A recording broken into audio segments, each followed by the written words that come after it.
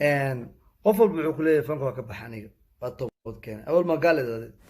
horta fanka dar ilaahay baan uga baxay fanka waxa laga dhaxal lacagtiisuna waa taburcadbadeed oo kale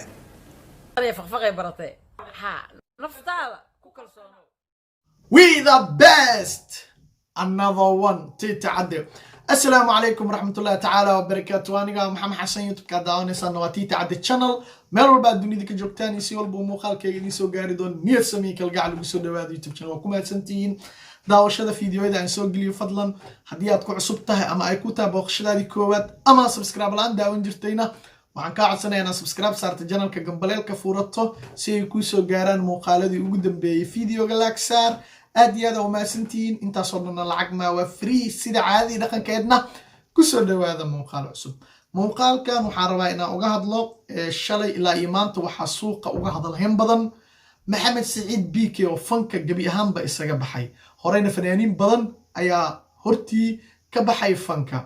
markii uu fanka ka baxay maxamed siciid bk fanaanka ugu dhibka iyo kaftanka badan Soomaalida waa taqaaniin waa fanaanka ugu run sheega badan waa fanaanka ugu baashaalka badan waa fanaanka marna aan isla weynida aqoonin waa idla yare ayaa la soo kaftamay fanaaniintii fanka ka baxay waliba asigoo la kaftamay xamdayar runtii maxamed siciid bk shalay oo ay ku beegneed taariikhda 21 Oktoobar waa maalintii kacaanka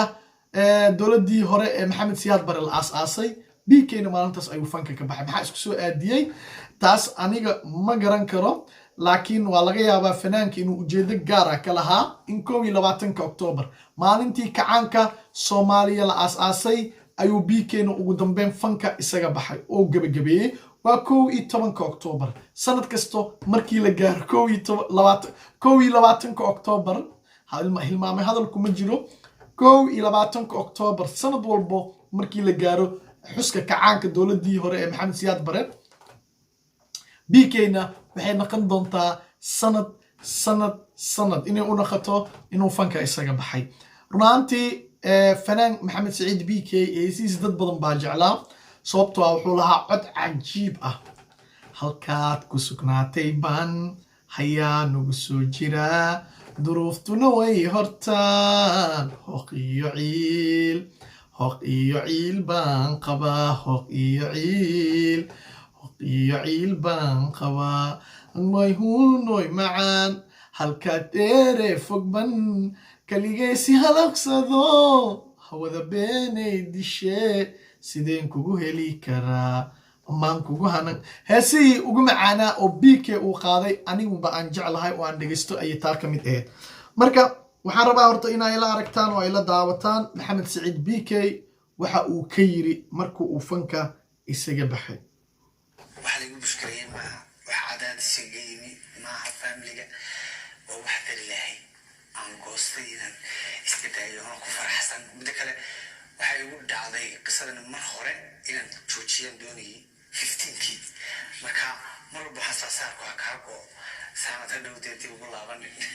masha Allah marka dan ilaahay bay iiga timi masha Allah taasoo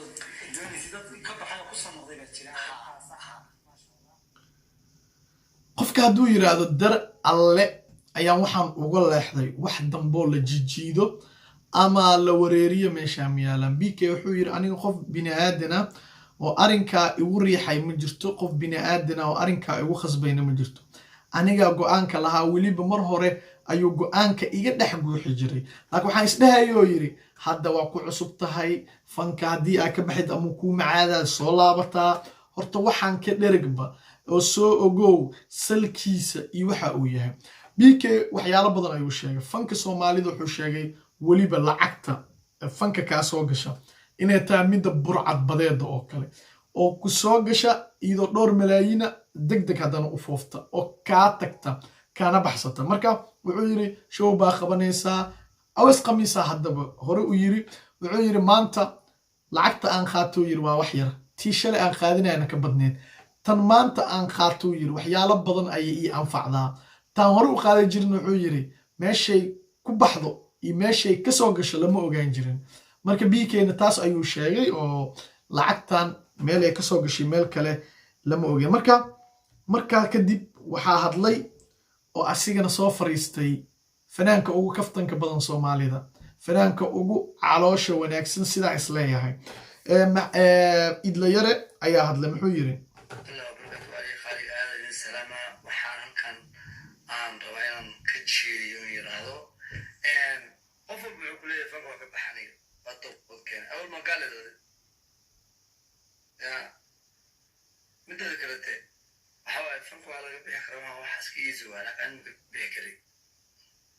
aniga marka bixi kari xamdeera ugu dambeysay hadda waa ka bixi kari salaada ma tukato midda kale xamdeera ala bataa ku nool xamal ugu bisho aniga bidayay runtii idle waa fanaanka ugu kaftanka badan inta badanna sida calool ah u hadla runtii ninkan nin wax qariya ma ahan idla yare wuxuu sheegay in qof walba hadda uu leeyahay fanka waa ka baxay waad ka toobad keenay sida markii hore dad gaala ahaa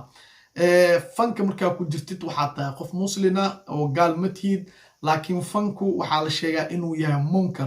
munkarkana mar walba waxaa kaa soo gaaraya dembi run ahaantii fanka waxyaalo badan oo macaasi ah uu fududeeyaa sidaa darteedna waxaa la sheegaa inuu gebi ahaanba fanka dembi yahay marka qofka uu leeyahay waa ka toobad keenay waxay ka mid tahay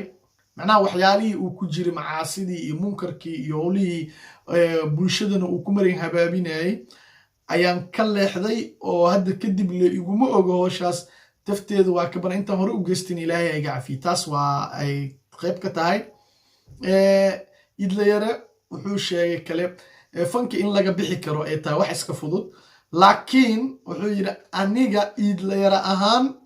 maka bixi kariyuu yidhi sababta wuxuu ula jeedaa aniga fanka ayaan biishaa oo macnaha dhaqaale kale oo isoo gala ma aqaan ilaa ma fanka iyo aroosyadaas oo aan ka heeso ayaan lacag ka sameeyaa laakiin wuxuu yidhi xamdayar ayuu weerar ku qaaday xamdayar wuxuu yidhi fanka waa ka baxday ilaa haddana salaad ma dukatid midda kale wuxuu yidhi adiga hooyada ay xamar kugu biisha laakiin aniyaa ibiilaayo horta dhibaatada jirto horta mar walbo heesata ummadda ayaa waxay yihiin haddii uu meel kheyr ka helo ama meel wax yar oo ilaahay ka sahlo oo uu ku dhagaa wuxuu u maleeyaa meeshaas ilaahay u dhiibay maahane hadduu iska daayo oo wax ka kheyr badan haddana u raadi inuusan heli doonin meeshaa keliya ee arsaaqadiis ku xiran tahay arsaaqada ilaahay waasac waaye ani maa dhahay maya ani ma dhihin horaa waxaa loo yiri arsaaqada ilaahay waasac waaye ma fahanteen oo ilaahay meel walbo oo aad tagto arsaaqadaada waasacu ka dhigaa ilaahay qaab kastoo ugu raadisidna oo ugu baridid waasacu ka dhigaa hadda tusaale ahaan qof baa wuxuu iska yahay wadaad xirow iska meel xiro iska fadhiya iska wardiyaa maalinkaa ilaahay wixii ugu talagalana ma waayo ha u yaraado ama ha u badnaado laakiin diinkii ilaahay wuu heystaa uu maantao dhan wuu wardinaa maantao dhan qur-aan uu akhrinaa marka ilaahay addoonkiisa waaye ma ilowsano meeshiisuu ku arsaaqaa qof baa ilaahay wax ugu soo dhiibaayo ha u yaraato iimaansanaa qofna dukaan weyna u furan oo ganacsigiisii ayuu arsaaqdiisii ka sameeyaa oo wuxuu aaminsan yahay in ganacsigaas hadduu iska joojiyo uusan wax helaynin ogow dad baa baawuur wado si ay arsaaqdooda meesha uga dhacsan dad baa diyaarado dadaa maraakiibooda dadaa howlo badan wado qof walbo si unbuu ku raadiyaa waa ogtiin dad baa jirkooda ka ganacsada oo lacag ka sameeyo si ay ayagana u biishaan ama ay noloshoodii kale ku furdaamiyaan marka idla yare asigana noloshiisa wuxuu ku maareeyaa munkarkaas iyo heesahaas oo aroosyada iyo meelaha uu ka sameynaa marka wuxuu aaminsan yahay haddii maanta aroos ma ka heesaayo dhaho oo heesihii waa iska daayo dhaho meel kale ee arrintiisa iska qabanayso in ay jireenin ayuu aaminsan yahay laakiin wuxuu aaminsaneen in ilaahay arsaaqada bixiyo ina allaha yarzuqu man yashaau bigayri xisaab ilaahay xisaab la-aan ayuu bixiyaa qasnadiisana ma dhammaato wax ma ku soo darsoomo weligeed sideeday ahaanaysaa business ma ahan ilaahay koonkan asigaa maamulo asigaa amuurtiisa ay ka hirgashaa wuxuu ka rabo uu ka sameeyaa wuxuu ka rabinna kama sameeyo marka ilaahay baana abuurtay arsaaqdeennana asigaa waasac ka dhigaayo ilaahayna arsaaqda waxaan ka rajeynaynaa meel wanaagsan oo kheyr qabta waxaan sadaqaysan karno oo xijka aadi karna ilaahay inuu nagu beego laakiin ilaahay inuu naga ilaaliyo wixii aan sadaqaysan karin xijna ka aadi karin aakhiri adduunna nacfi noo noqon doonin aakhirana cadaab ku gali doono adduunyadana aan ku huri doono ilaahay hanaga koriyo marka idla yare waxaan leeyahay shaqo taas ka wanaagsanna waa heli doontaa haniyad jabin tilaab kastoo qaadaysid ha noqoto tilaab wanaagsan tani kulantideena dambe waa tii tacadoo idin leh niyadda idinka jecla